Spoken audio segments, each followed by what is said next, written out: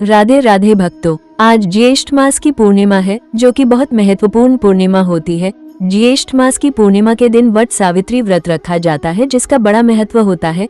ज्येष्ठ मास की पूर्णिमा के दिन सुहागिन स्त्रियां अपने पति की लंबी उम्र, सुख, समृद्धि और अखंड सौभाग्य के लिए वट सावित्री व्रत रखती हैं। इस दिन वट वृक्ष बरगद की पूजा की जाती है। यह व्रत माता सावित्री की पतिव्रता शक्ति और अटूट निष्ठा का प्रतीक माना जाता है। इस दिन वट सावित्री व्रत की कथा को पढ़ना और सुनना बहुत जरूरी होता है। विशेषकर जो सुहागिन स्त्रियां वट सावित्री व्रत रखती हैं या वट सावित्री व्रत की पूजा करती हैं, उनको वट सावित्री व्रत की कथा जरूर सुननी या पढ़नी चाहिए। तो आइए हम आज ज्येष्ठ मास की पूर्णिमा के वट सावित्री व्रत की कथा का श्रवण करते हैं। श्री गणेशाय नमः। बोलो माता सावित्री की जय। वट सावित्री व्रत कथा। प्राचीन समय में मध्य देश में एक प्रतापी राजा रहते थे जिनका नाम अश्वपति था। उनके कोई संतान नहीं थी।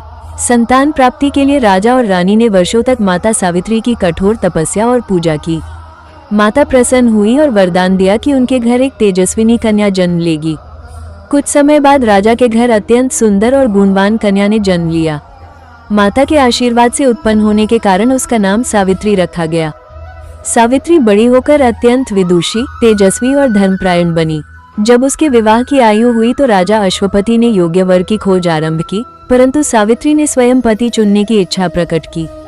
पिता की अनुमति लेकर वो वन घूमकर योग्य वर की तलाश करने लगी। एक दिन उसने वन में एक तपस्वी और तेजस्वी युवक को देखा। उसका नाम सत्यवान था। सत्यवान वन में अपने अंधे माता पिता की सेवा करता था। वह अत्यंत धर्मात्मा और सदाचारी था।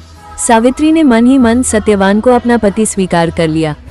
जब सावित्री ने लौटकर अपने पिता को ये बात बताई, तभी वहां देवर्षि नारद आए। नारद जी ने कहा, सत्यवान सभी गुणों से युक्त है, किंतु उसकी आयु बहुत अल्प है। विवाह के 1 वर्ष बाद उसकी मृत्यु निश्चित है।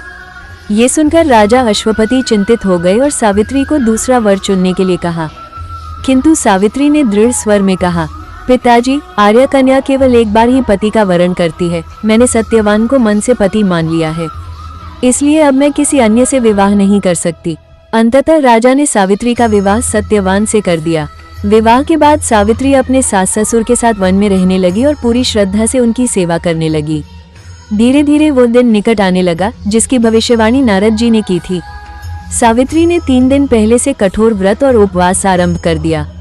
नियत दिन ज्येष्ठ पूर्णिमा को उसने स्नान कर वट वृक्ष की पूजा की और अपने पति की लंबी आयु की प्रार्थना की। उस दिन सत्यवान लकड़ियां काटने वन में गए। सावित्री भी उनके साथ चली गई। लकड़ियां काटते समय अचानक सत्यवान के सिर में तीव्र पीड़ा हुई। वो सावित्री की गोद में सिर रखकर लेट गए और थोड़ी ही देर में उनके प्राण निकल गए। तभी वहां यमराज प्रकट हुए और सत्यवान के प्राण लेकर दक्षिण दिशा की ओर चल पड़े। सावित्री भी उनके पीछे पीछे चलने लगी। यमराज ने कहा, देवी, अब तुम लौट जाओ, ये संसार का नियम है। सावित्री ने विनम्रता से कहा, जहाँ तक मेरे पति जाएंगे वहाँ तक जाना मेरा धर्म है। सावित्री की बुद्धिमत्ता, पतिव्रता, धर्म और मधुर वाणी से यमराज अत्यंत प्रसन्न हुए।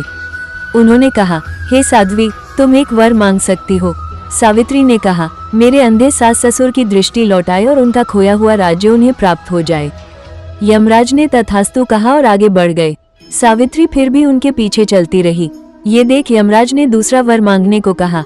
सावित्री बोली, मेरे पिता राजा अश्वपति को 100 पुत्र प्राप्त हो। यमराज ने यह वर भी दे दिया। सावित्री फिर उनके पीछे चलती हैं। कुछ दूर चलने के बाद यमराज ने तीसरा वर मांगने को कहा।